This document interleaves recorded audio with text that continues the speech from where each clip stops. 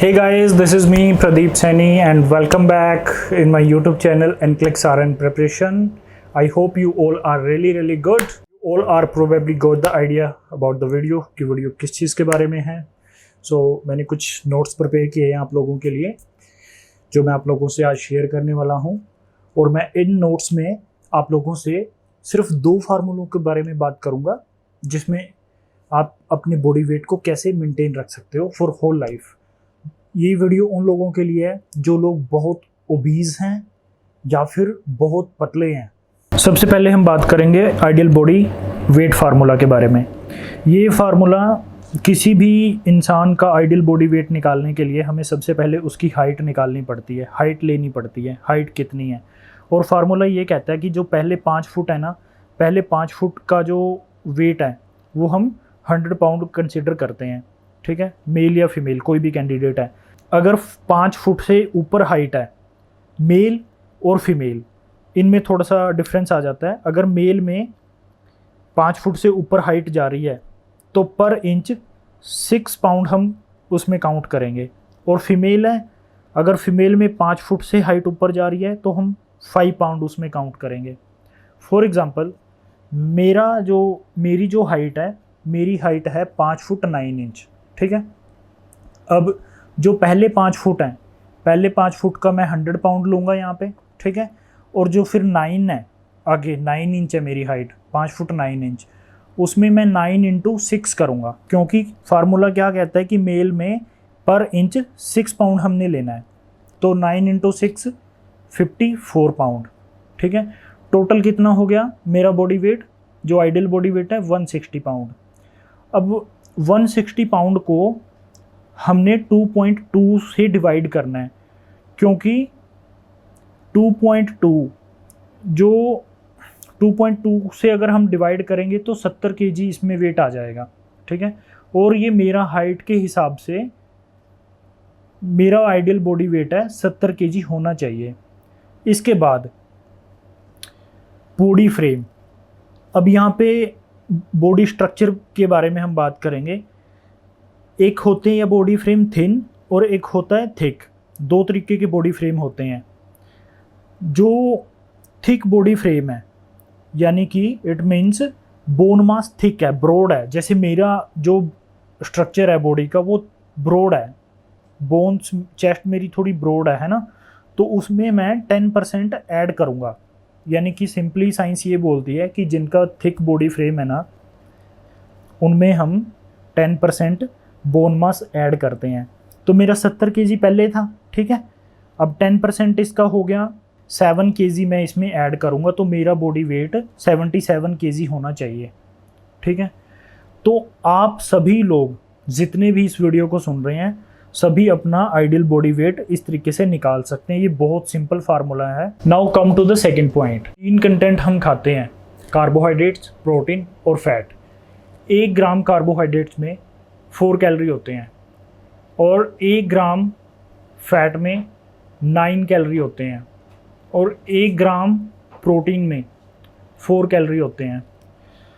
अब nutrition science ये कहती है एक बहुत अच्छा हेल्दी बॉडी वेट मेंटेन करने के लिए 60% की जो कैलोरी है हमें कार्बोहाइड्रेट से लेनी चाहिए और 25% हमें लेनी चाहिए फैट से और 15% हमें लेनी चाहिए प्रोटीन से.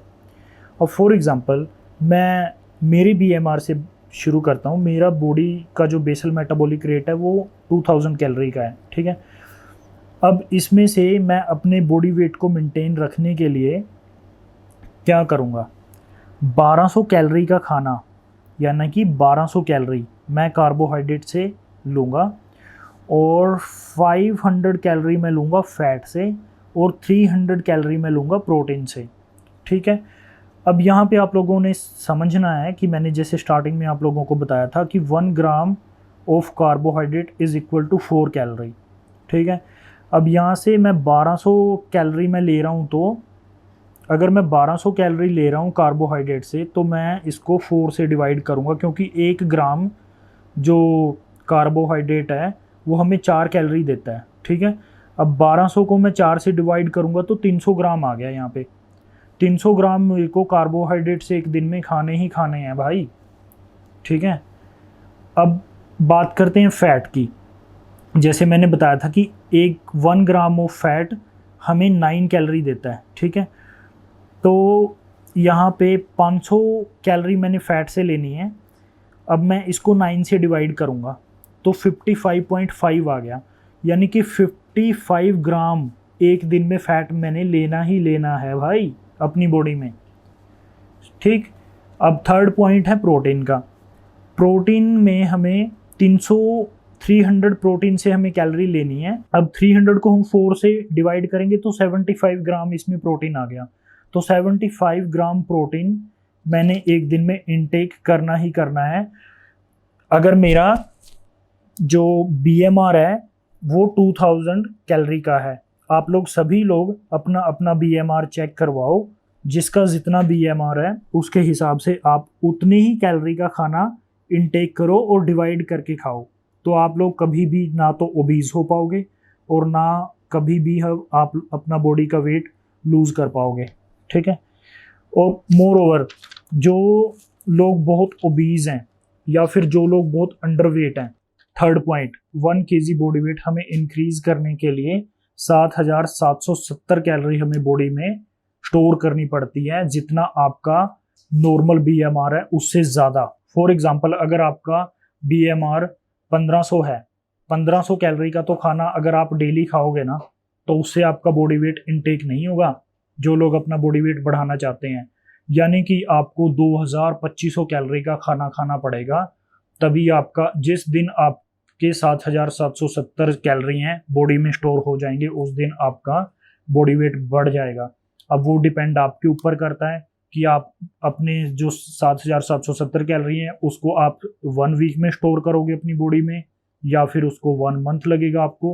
वो आपके डाइट के ऊपर है, आप कितना गुड क्वालिटी ऑफ फूड खा रहे हो, तो उसके हिसाब से आपका जब 7770 आपकी कैलोरी बॉडी में स्टोर हो जाएंगी तभी आपका बॉडी वेट बढ़ जाएगा। और सेम ही फार्मूला यहाँ पे उन लोगों पे अप्लाई होता है जो लोग बहुत ओबीज हैं या फिर जो लोग अपना बॉडी वेट रिड्यूस करना चाहते हैं।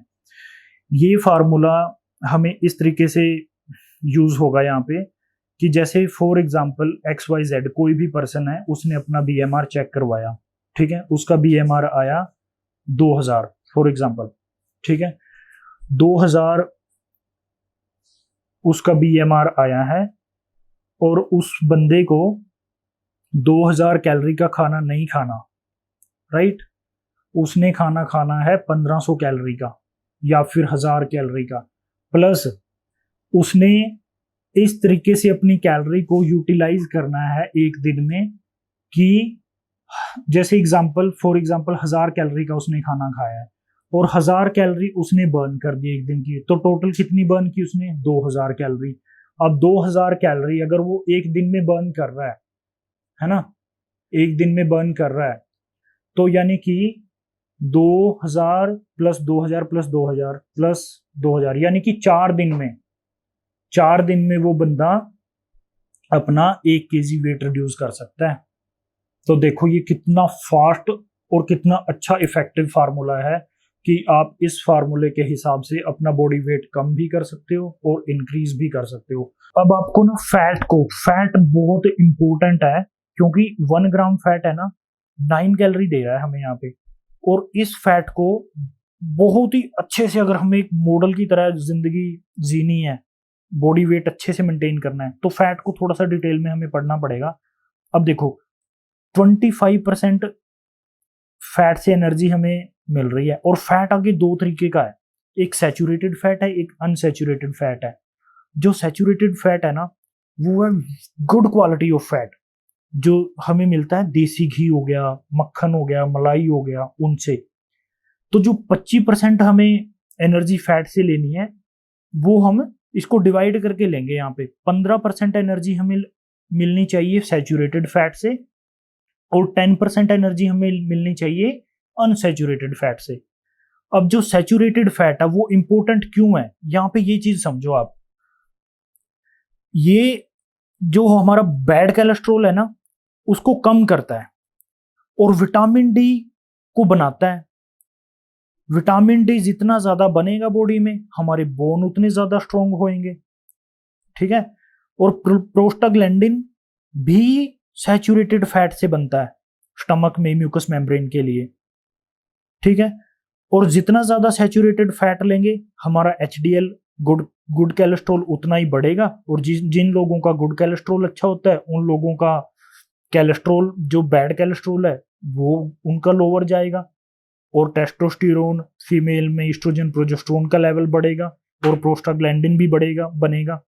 तो ये जो सैचुरेटेड फैट है ये बहुत अच्छा फैट है। हमें 15% तो एनर्जी एटलीस्ट हमें सैचुरेटेड फैट से लेना चाहिए। अब अनसैचुरेटेड फैट है वो लेना चाहिए, ले सकते हैं, लेकिन उसके थोड़ा सा नुकसान है। जैसे 10% हमें साइंस ये बोलती है कि 10% तो हम ले ही लेते हैं, फिर भी कहीं ना कहीं से तो हमें मिल ही जाता है अनसैचुरेटेड फैट। आप कभी भी मार्केट जाते हो, हर जगह पे लिखा होता है उसका लेबल, कोई भी प्रोडक्ट आप खरीदते हो कि सैचुरेटेड फैट, अनसैचुरेटेड फैट, हर जगह आपके हर प्रोडक्ट पे आपको मिल जाएगा अनसैचुरेटेड फैट, ठीक है। तो बात करते हैं अनसैचुरेटेड फैट के बारे में। रिफाइंड है, डालडा घी है, इन सब में आपको अनसैचुरेटेड फैट मिलता है और सभी के घर में, ये रसोई में सबके घर पे होता है। आज से 10 साल पहले ना लोग यही खाते थे, डालडा घी ही खाते थे। This is all about the saturated and unsaturated fat. So yes guys, this is all about the today's video. If you want to lose or put your body weight, तो आप लोग इन फार्मूलों पे काम करो। I will see you in my next video very soon. If you like this video, please subscribe, share, comment and like on my channel.